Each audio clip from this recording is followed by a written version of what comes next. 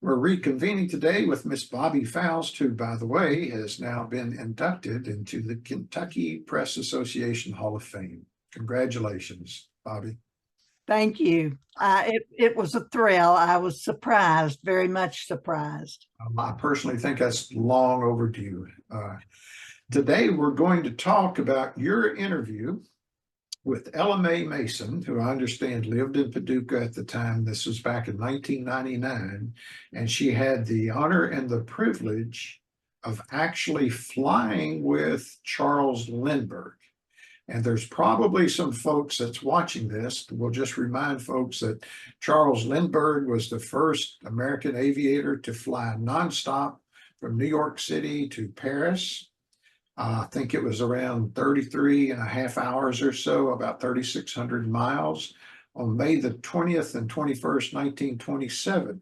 But she flew with Mr. Lindbergh in 1925. Can you tell us about that interview? Yes, I did. Ella Mae Mason was a perky, very, very active young woman of 91 years old in 1999. And our assignment editor, city editor at the Paducah Sun, Ron Clark, got a message from a friend of Ella Mae's telling him that Ella Mae might have an interesting story, human interest story, if he had a reporter who might be interested. Well, Ron, this caller explained to Ron the circumstances of Ella Mae's flight, and Ron said, yes, we are interested in doing that. He asked me if I would do it. So Ella Mae was living at the W.B. Sanders Retirement Center at that time, but she was still very active person.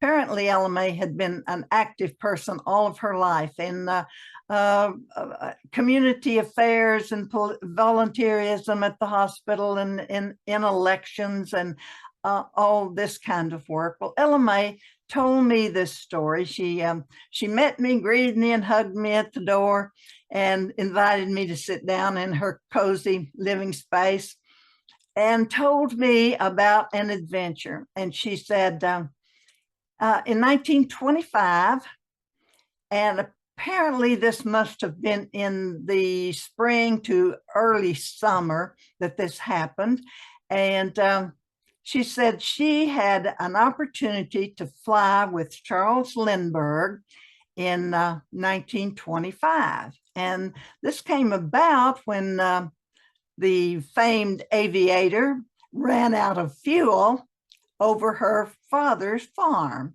Her father was a farmer, and his name was Gennesret Spitzer.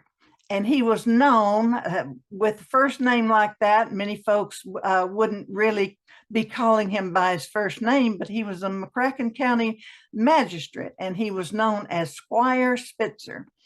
And Squire Spitzer was a local politician, very active man, successful farmer who lived in South McCracken County. His farm was apparently about somewhere where the Southside Walmart or Southside Kroger store is located now on US 62, going into the south side of Paducah.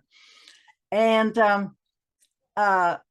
Charles Lindbergh and his co-pilot ran out of fuel, and the aviator landed, the pilot landed his airplane in Squire Spitzer's wheat field. Well, the pilot, no one was injured. He just made a landing in a wheat field. And the pilot and the co-pilot, they found a ride into the city of Paducah, or they walked. It probably was not too far to walk back in that era. People walked many miles sometimes. So anyway, they went on into Paducah and got a hotel room and spent the evening. And apparently this landing occurred maybe in the late afternoon. And so people were curious around. The farmers in that vicinity were certainly curious.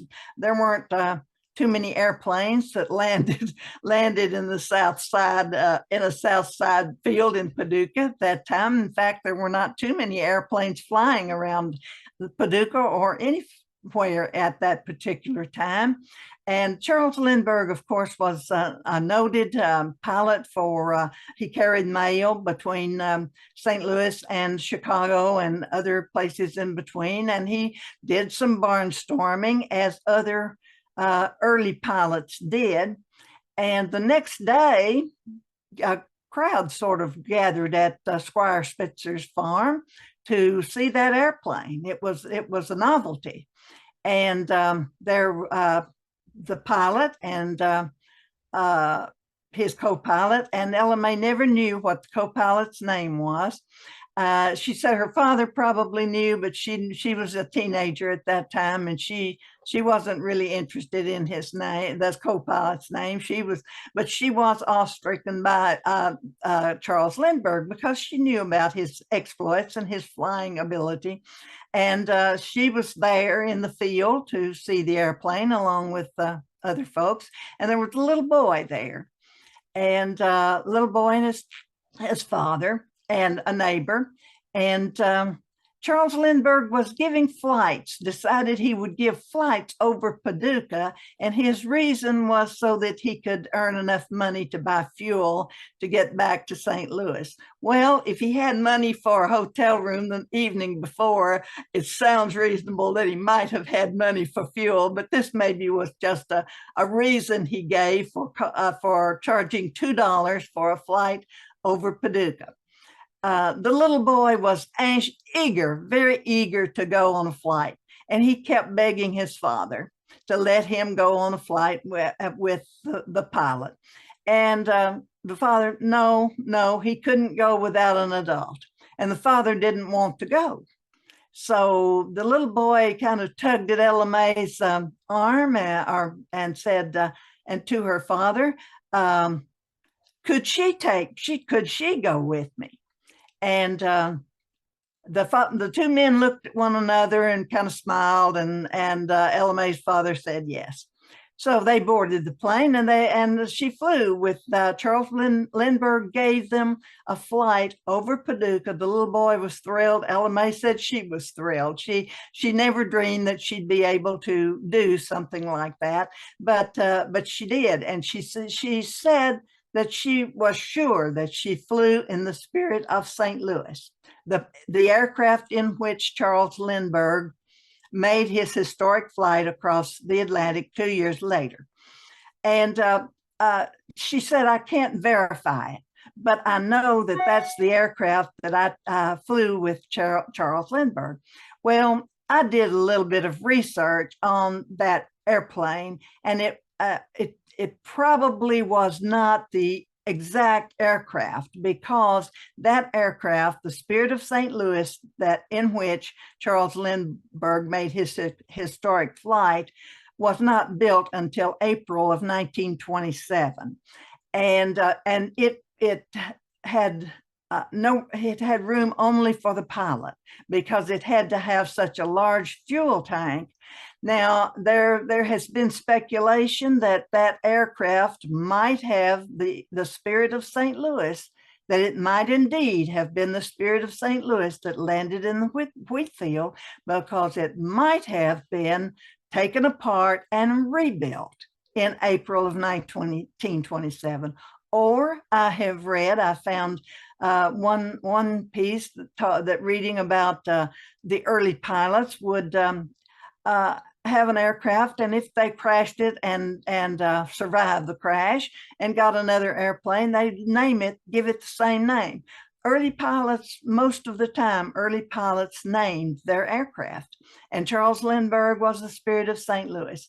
So a few years later, several years later, after Ella Mae grew up and was mother herself, and her children were grown, her daughter, Dr. Mary Nell Mason, and took her to Washington, D.C. to the Smithsonian. And when she saw the Spirit of St. Louis, she said, she was so thrilled. She said, that's the airplane I rode in. That's the airplane I flew with Charles Lindbergh in. So we'll probably never know, was it that particular aircraft or was it another aircraft that looked very similar or very much the same. It could, as I said, it could have, that aircraft could have been taken apart and rebuilt to accommodate only one person, that being the pilot. So did Ella Mae, how much longer did Ella Mae live after you interviewed her? Ella Mae was 91 and she lived another 9 years. She died. I found her obituary, and Ella Mae died on July the 29th, 2008, and she was 100 years old. And I had lost contact with, I stayed in contact with her off and on from time to time, just because we were instant friends, because she was an interesting person, and she remained an interesting person to her late years, because she had been an active person all of her life. She had three children. She had two daughters, Dr. Mary Nell Mason, and another daughter, and she had a son, and she had several grandchildren and great grandchildren. And she'd tell me about them. We'd talk on the phone from time to, not often, but from time to time we would talk on the phone. And but I had really lost contact with her in the early or later in the 2000, say between 2005 and 2008 when she died. And but I had seen her obituary when she died, and said just was saddened by her passing. But of course, she had lived a very long life, and then